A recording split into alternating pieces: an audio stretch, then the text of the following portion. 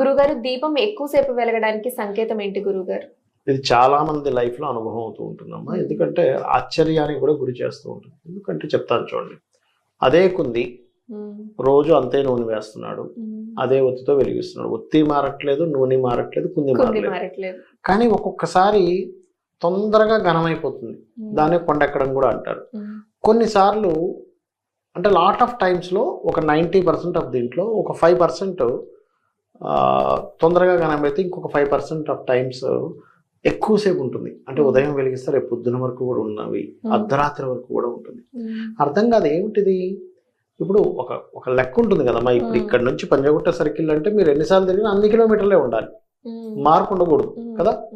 అది అలాగే ఎందుకు ఇలా అవుతుంది అని చెప్పి చూసినప్పుడు, అంటే నేను చేసిన పరిశోధనలో నాకు అర్థమైన విషయం ఏంటంటే, ఇంట్లో ఏదైనా ఒక పాజిటివ్ జరిగేటప్పుడు నెగటివ్